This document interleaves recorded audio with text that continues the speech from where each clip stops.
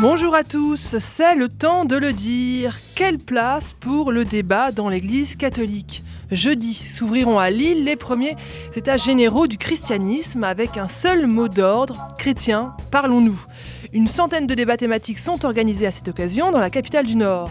En introduction, quelques jours avant ce grand temps de parole, d'échange et de prière, nous vous proposons sur RCF ce matin, dans le temps de le dire, une émission spéciale sur la place du débat dans l'Église catholique. Car si les états généraux du christianisme font à ce point l'événement, si cette initiative du quotidien La Vie visant à libérer la parole des fidèles est à ce point novatrice, c'est que l'on revient de loin et qu'aujourd'hui, il est parfois plus facile d'échanger avec des frères protestants orthodoxes qu'entre chapelles catholiques. Pourtant, il y a urgence à témoigner du message d'espérance du Christ. Plus que jamais, la société a besoin des chrétiens. Alors ce matin, dans le temps de le dire, on prend les choses en main et on s'interroge sur la place du débat dans l'Église catholique, sur les racines du mal qui nous tétanisent et nous condamnent au silence, voire à l'anathème. Vous aussi ce matin, vous avez la parole, le temps de le dire c'est votre émission, vous n'hésitez pas à venir témoigner ou poser vos questions à nos invités, nous dire là où ça fait mal, où ça fait souffrir, ou là où ça fait du bien et surtout comment ça se passe le débat dans vos paroisses, dans vos communautés. Nos invités sont là, c'est extraordinaire, je vous en remercie. Et voilà, je vous rappelle le téléphone 04 72 38 20 23, 04 72 38 20 23. Et pour ceux qui préfèrent les nouvelles technologies, le temps de le dire, @rcf.fr, le temps de le dire, @rcf.fr, en minuscule et tout attaché. Vos questions, vos réactions au 04 72 38 20 23. Voilà, je dis nos invités sont là, manque encore un, mais à 3 on peut commencer. Bonjour Jean-Pierre Denis. Bonjour. Merci d'être avec nous, merci d'être arrivé. Voilà, vous êtes le directeur de la rédaction de l'hebdomadaire La Vie. Vous venez d'écrire un livre qui vient de sortir, Pourquoi le christianisme fait scandale. C'est sorti il y a quelques jours. Et vous êtes aussi à l'initiative de ces états généraux du christianisme, auxquels RCF s'associe, qui commence jeudi à Lille. Ah oui, ça va commencer fort. On a déjà plus de 3000 inscrits. Et je crois que c'est un événement très, très attendu où on va enfin se rencontrer et discuter par-delà les étiquettes. Ça va être, je crois, un moment très très fort. À vos côtés, bonjour Monseigneur Bernard Potvin. Bonjour. Merci d'être avec nous. Vous êtes le porte-parole des évêques de France.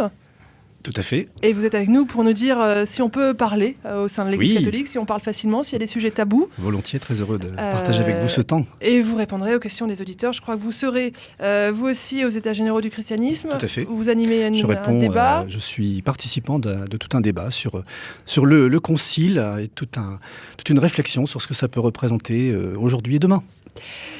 À vos côtés, Dominique Renner, bonjour. Bonjour. Vous êtes rédacteur en chef religieux à la Croix. C'est ça.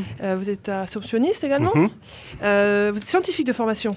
Économiste. Économiste. Oh, c'est une science. C'est une science, oui, si on veut. Bon, vous irez faire un tour aux États généraux du christianisme ? Oui, j'irai faire un tour vendredi, oui. Voilà. Et vous serez avec nous pendant cette émission aussi pour débattre avec nos invités. Un autre dernier invité va arriver dans quelques temps. C'est Olivier Bobineau. Il est sociologue et il a une vision assez fine de ce qui se passe actuellement dans le monde des religions en France. Le temps de le dire, 04 72 38 20 23.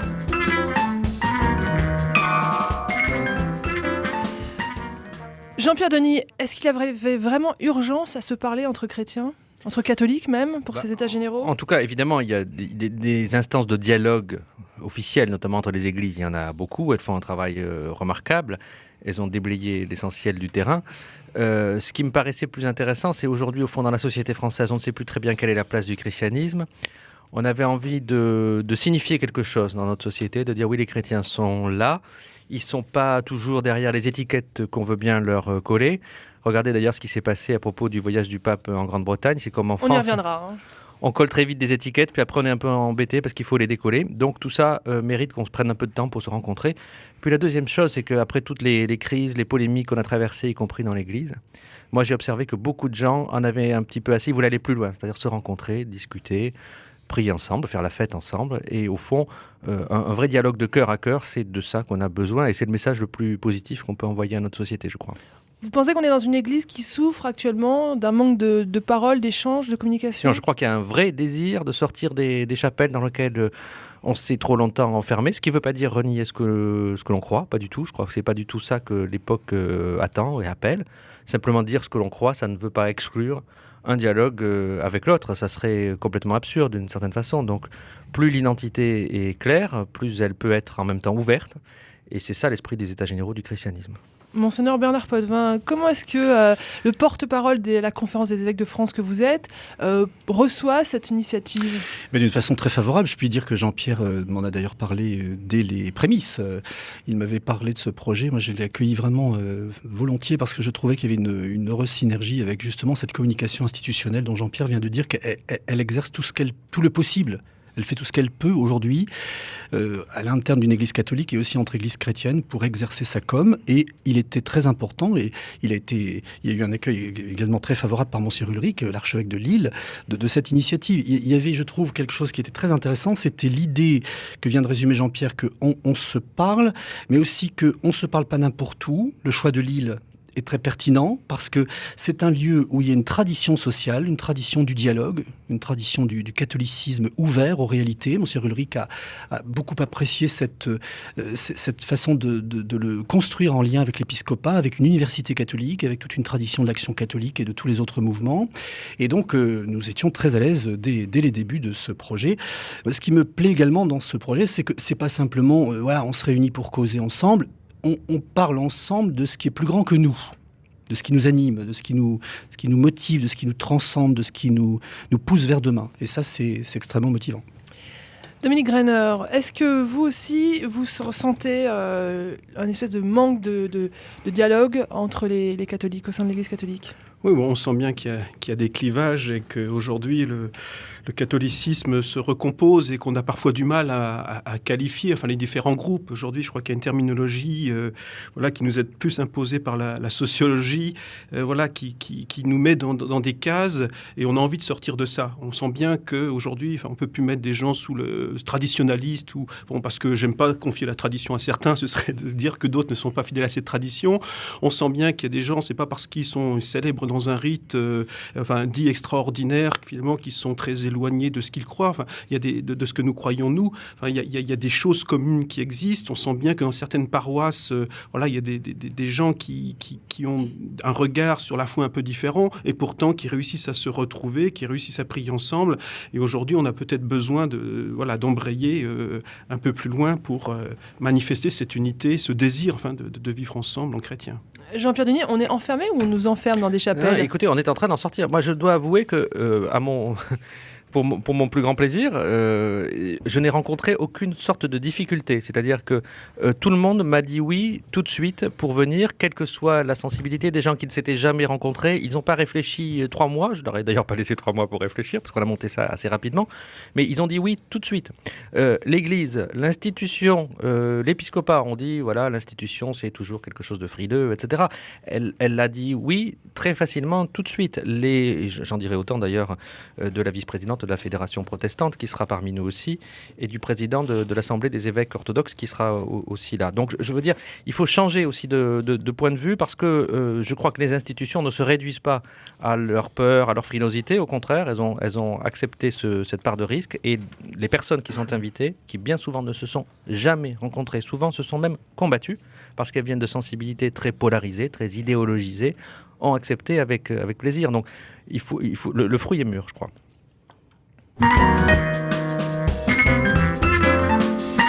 Vos questions, vos réactions au 04 72 38 20 23. Ce matin, dans le temps de le dire, nous parlons de la place du débat au sein de l'Église catholique avec Jean-Pierre Denis, directeur de la rédaction de l'hebdomadaire La Vie, avec Monseigneur Bernard Potvin, porte-parole des évêques de France, avec Dominique Greiner, rédacteur en chef religieux au quotidien La Croix, et avec Olivier Bobineau. Bonjour. Bonjour. Merci d'être avec nous. Vous êtes sociologue ? Oui. Sociologue des religions ou sociologue tout court ? Sociologue d'abord et avec un champ disciplinaire auquel je me consacre pleinement, si l'on peut dire, parce qu'il y a de quoi faire, les religions. Alors, vous avez travaillé sur la religion catholique, Oui, sur l'Église catholique, en effet, entre autres. entre autres, et aussi sur les imams en France, puisque vous êtes un prof auprès de ces imams que l'on essaye de former, c'est ça? Ah, on ne fait pas qu'essayer. On a essayé pendant une vingtaine d'années et donc depuis maintenant 4 ans, nous dirigeons la formation des imams, où ça, à l'Institut catholique de Paris, où on forme les curés, et à quoi? À la laïcité de la République. Donc c'est 3 bombes assez explosives et qui peuvent aussi d'ailleurs, au regard du sujet d'aujourd'hui, montrer comment il a fallu délibérer, débattre, y compris au sein de l'Église, de cette formation. Et ça n'a pas été sans débat. Et voilà, la décision a été prise et nous formons ces imams. C'est un vrai challenge. Alors, Olivier Bobino, je vous propose de vous inviter une prochaine fois pour parler de l'islam en France, parce que ça m'intéresse grandement. Aujourd'hui, c'est peut-être plus compliqué. On va parler de l'Église catholique en France et de ses chapelles. Alors, on essaye d'en sortir des chapelles de l'Église catholique, mais c'est pas évident. Comment vous voyez le paysage catholique français aujourd'hui? Très divisé ou en mutation? Les deux. Les deux, mon capitaine? Les deux, bien sûr. Les deux, dans le sens où, et c'est le propre de ce que j'appelle la condition catholique, depuis les premières communautés chrétiennes, depuis les premières délibérations, il suffit tout simplement de relire les Actes des Apôtres. Je renvoie là un ouvrage sorti par un collègue cette année qui s'appelle « Délibérer en Église », produit et rédigé par Alphonse Borras. Et nous avons produit également dans la lignée un ouvrage qui s'appelle « La corresponsabilité en Église », la corresponsabilité en Église, utopie au réalisme. Et on le voit bien, tout au long de la tradition de l'Église catholique, donc depuis 2000 ans, il y a 2 grandes traditions de direction, si vous voulez. 2 manières de gérer les décisions. Il y a ce qu'on appelle en philosophie politique le régime de domination, le régime classique d'une hiérarchie qui, à un moment donné, pose des décisions en vertu d'un droit. Il y a une dimension normative. Et puis, il y a une dimension qui est substantielle également et qui est concomitamment affirmée dès les premières communautés, dès les premiers conciles, qu'on appelle la coopération. Et la coopération, c'est débattre. La coopération, c'est délibérer. Et si j'en crois, ne serait-ce que l'ancien maître de l'ordre des prêcheurs, le frère Costa, en 2001, il dit à un moment donné, ben voilà, nous, quand on élit, quand on vote, quand on délibère, on dit oui à Dieu, mais on dit oui aussi à un frère. Et je trouve ça assez intéressant, c'est-à-dire qu'il y a ces 2 grandes traditions, en résumé, coopération, délibération, débat. Et de l'autre côté, il y a également classique, un régime classique en sciences politiques, de domination. Et ça structure l'Église. Et ça divise l'Église, mais aussi ça permet, comme le disait Mounier dans les années 30, il faut bien être séparés pour mieux communier. Voilà. Alors, Dominique Grainer, une direction verticale, une direction horizontale, je peux résumer comme ça? Ça vous va, Olivier Bobino? Si vous voulez, oui, une horizontalité délibérative et une verticalité classique. Comme c'est bien dit. Dominique Grainer, vous êtes d'accord avec cette analyse? Oui, et puis dans le même temps, c'est toujours l'articulation entre les deux régimes, parce qu'une délibération, si elle n'arrive pas à une décision et s'il n'y a pas une autorité pour la garantir, et pour en garantir la catholicité, je pense que le christianisme, quoi qu'on en dise, c'est comme une religion où l'institution est forte et où il y a une autorité.